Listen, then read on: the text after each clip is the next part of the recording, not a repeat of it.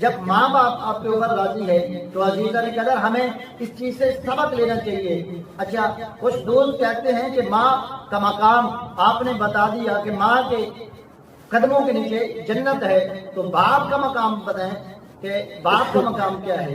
عزیزان قدر ہم باپ کا مقام دیکھیں کہ باپ، اللہ پاک نے اس کو جنت کا دروازہ بنایا ہے باپ کو، اور جو ہماری ماں ہے اللہ پاک نے اس ماں کو جنت بنایا ہے۔ آپ یہ دیکھیں جب دروازے سے آپ گزریں گے تو جنت کے اندر جائیں گے، پھر کوئی بغیر دروازے کے کمرے کے اندر نہیں جا سکتا۔ تو آپ یہ دیکھ لیں اگر باپ آپ سے راضی ہے تو آپ دروازہ کھول کر جنت میں جا سکتے ہیں۔ دونوں دروازے اور جنت کی مثل ہے، تو آپ نے دونوں کو راضی کر کے چلنا ہے۔ پھر اللہ پاک فرماتا ہے اے میرے محبوب اعلان کر دو، اے میرے محبوب اعلان کر دو، ایک ان کو ترازو دے دو، ایک ان کو ترازو دے دو۔ یہ ترازو کے اندر جو انسان آپ کی امتی، آپ کے جو امتی ہے وہ اس ترازو کے اندر وزن کریں، دیکھیں کہ اللہ پاک اس سے ناراض ہے یا راضی ہے، تو ان کو کیسے پتہ چلے گا کہ وہ جنتی ہیں یا جہنمی ہیں، اللہ پاک ناراض ہے ان سے یا خوش ہے۔ پیارے آقا علیہ السلام کو اللہ پاک نے جب یہ ترازو دیا، پیارے آقا علیہ السلام فرماتے ہیں کہ سب سے پہلے جو انسان یہ معلوم کرنا چاہے کہ اللہ کی ذات اس پر خوش ہے یا ناراض ہے، وہ اپنے صبح اٹھ کر اپنے ماں باپ کے چہرے کو دیکھے، ماں باپ کے چہرے پر نظر ڈالے۔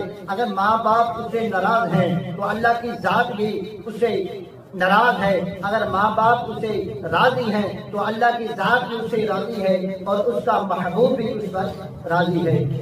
تو آپ یہ دیکھیں کہ قرآن مجید کے اندر اللہ پاک نے سورۃ النجم کے اندر ارشاد فرمایا عند سدرۃ المنتہی عندہا جنت المأویٰ، یعنی 7ویں آسمان پر حضرت جبرائیل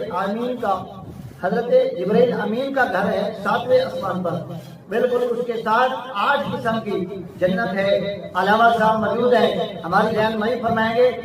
7ویں آسمان پر جنت ہے، وہاں پر حضرت جبرائیل امین کا گھر ہے، ان کے حضرت جبرائیل کے گھر کے قریب بالکل جنت ہے۔ اور پیارے آقا علیہ السلام فرماتے ہیں کہ دیکھو 7ویں آسمان پر جنت ہے، لیکن اللہ پاک نے وہ جنت ماں کے قدموں کے نیچے رکھ دی ہے، ماں کے قدموں کے نیچے رکھ دی ہے، یعنی کہ اتنی اونچی جنت اللہ پاک نے اتنی نیچی رکھ دی ہے، تو پھر بھی ہم ماں باپ کا مقام کیوں نہیں سمجھ رہے؟ تو پھر پیارے آقا علیہ السلام فرماتے ہیں جو تمہارا باپ ہے اگر وہ تم سے ناراض ہو گیا سمجھو اللہ ناراض ہو گیا، اور اگر تمہاری جو ماں ہے وہ ماں ناراض ہو گئی سمجھو جنت تمہارے ہاتھ سے نکل گئی۔ آپ جو ماں باپ کا مقام سمجھنے کی کوشش نہیں کرتے، انہیں چاہیے کہ ماں اور باپ کا مقام اس طریقے سے دیکھیں، اگر باپ کو راضی کرنا ہے سمجھو اللہ کو راضی کرنا ہے، اگر ماں کو راضی کرنا ہے سمجھے آپ نے جنت حاصل کرنی ہے۔ ہمیں جب ان دونوں رشتوں کو دیکھنا ہوگا وہ اسی نظر سے دیکھیں، ہمیں ماں اور باپ کو خوش کرنے سے، یعنی باپ اگر خوش ہو گیا سمجھو خدا خوش ہوا، باپ کو راضی کرنے سے خدا ملتا ہے اور ماں کو راضی کرنے سے جنت ملتی ہے۔ تو آپ بتائیں کہ کیا بڑی ہے، جنت بڑی ہے یا اللہ کی ذات بڑی ہے؟ دیکھیں جنت بھی اللہ نے بنائی ہے، اللہ پاک کی ذات بڑی ہے۔ ماں جنت ہے تو اللہ پاک کی جب جنت ہے، اللہ پاک جب دے گا انسان کو تو جنت ملے گی، جب باپ راضی ہوگا تو خدا کی ذات ملے گی۔ تو اس سے کیا ہمیں معلوم ہوا، اس حدیث سے کیا ہمیں سبق ملا؟ کیونکہ باپ کی ذات اور باپ کی عزت، باپ کا مقام ماں سے زیادہ ہے، اسے راضی کرنے سے اللہ پاک کی ذات ملتی ہے، اور ماں کی یہ شان ہے اس کو اگر راضی کریں گے ماں کے پاؤں کے نیچے جنت ہے، ہمیں وہ جنت ملے گی ماں کو راضی کرنے سے۔ ہمیں یہ سبق پیارے آقا علیہ السلام نے دیا۔